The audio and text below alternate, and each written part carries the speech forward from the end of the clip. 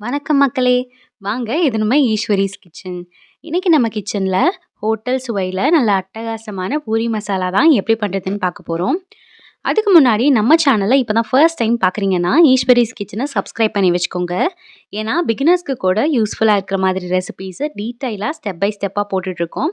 So நீங்கள் subscribe பண்ணி வச்சுக்கிட்டா கண்டிப்பாக உங்களுக்கு யூஸ்ஃபுல்லாக இருக்கும். சரி வாங்க நம்ம பூரி மசாலா எப்படி பண்ணுறதுன்னு பார்த்துடலாம். ஒரு மிக்ஸி ஜார் எடுத்துக்கிட்டு அதில் இந்த டம்ளரில் 1/2 டம்ளர் அளவு பொட்டுக்கடலை சேர்த்துக்கலாம். கூடவே 1/2 டீஸ்பூன் சோம்பு சேர்த்துக்கலாம். அப்புறம் இது நல்லா பவுடராக வர மாதிரி நம்ம மிக்ஸியில் நல்லா அரைச்சி எடுத்துக்க போகிறோம்.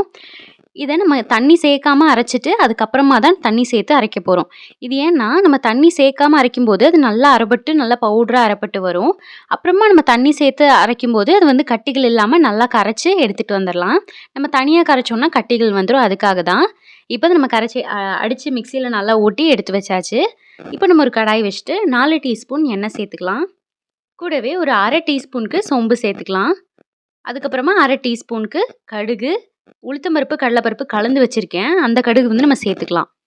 சேர்த்துக்கிட்டு கடுகுலாம் நல்லா பொரிஞ்சு வரட்டும். கடுகெல்லாம் நல்லா பொரிஞ்ச உடனேயும் 3 மீடியம் சைஸ் பெரிய வெங்காயத்தை இந்த மாதிரி நீல வாக்கில் கட் பண்ணி வச்சுருக்கேன். அதையும் நம்ம சேர்த்துக்கலாம். கூடவே ஒரு கைப்பிடி அளவு கொத்தமல்லி சேர்த்துக்கலாம். கூடவே ஒரு இன்ச் இஞ்சியை வந்து இந்த மாதிரி குட்டி குட்டியாக வந்து கட் பண்ணி வச்சுருக்கேன். அதையும் நம்ம சேர்த்துக்கலாம். இதை சேர்த்துட்டு நம்ம வந்து காரத்துக்கு தகுந்த மாதிரி வரமிளகா சேர்த்து போகிறோம். நான் வந்து 3 வரமிளகா சேர்த்துருக்கேன்.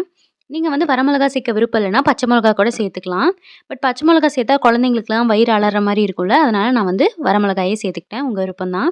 இப்போ இது எல்லாத்தையும் நம்ம நல்லா வந்து வதக்கி எடுத்துக்கலாம். வெங்காயம் நல்லா பொன்னிறமாக வர வரைக்கும் வதக்கிக்க போகிறோம். இப்போ இது நல்லா வதங்கினதுக்கப்புறமா 1/2 டீஸ்பூனுக்கு மஞ்சத்தூள் சேர்த்துக்க போகிறோம்.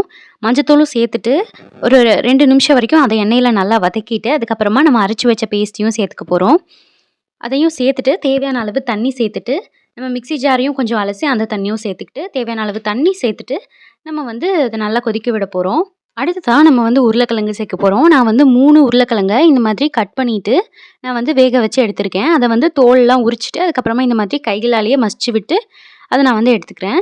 அப்போ அது 10 நிமிஷம் நம்ம தண்ணி சேர்த்ததுக்கப்புறம் கொதிச்சதுக்கப்புறமா நம்ம வந்து உருளைக்கிழங்கு இந்த மாதிரி மசிச்சுட்டு அதை நம்ம சேர்த்துக்கலாம். உருளைக்கிழங்கும் சேர்த்துட்டு அப்புறம் நம்ம ஒரு 10லேருந்து 15 நிமிஷம் அதை வந்து நல்லா கொதிக்க விடணும். நம்ம உருளைக்கிழங்கு சேர்த்ததுக்கப்புறமே பார்த்திங்கன்னா குழம்பு நல்லா திக்காகி வரும். இப்போ உருளைக்கிழங்குலாம் சேர்த்துட்டாச்சு. அடுத்ததான் நம்ம குழம்புக்கு தேவையான அளவு கல் உப்பு சேர்த்துக்கிறோம். உப்பு சேர்த்துட்டு நல்லா ஒரு டைம் கலந்து விட்டுட்டு ஒரு 10 நிமிஷம் கொதிக்க விட்டுட்டு நம்ம அதுக்கப்புறமா வந்து ஆஃப் பண்ணிடலாம். இப்போ பாருங்கள், ஒரு 10 நிமிஷம் நல்லா கொதிச்சு குழம்பு வந்து ரெடி ஆயிடுச்சு. இப்போ கொஞ்சமாக கொத்தமல்லி இலை தூவி இறக்கணுன்னா சூப்பரான உருளைக்கிழங்கு மசாலா வந்து ரெடி ஆகிடுச்சு. இது பூரி மசாலா இல்லைனா உருளைக்கிழங்கு மசாலா எப்படி வேணாலும் சொல்லலாம்.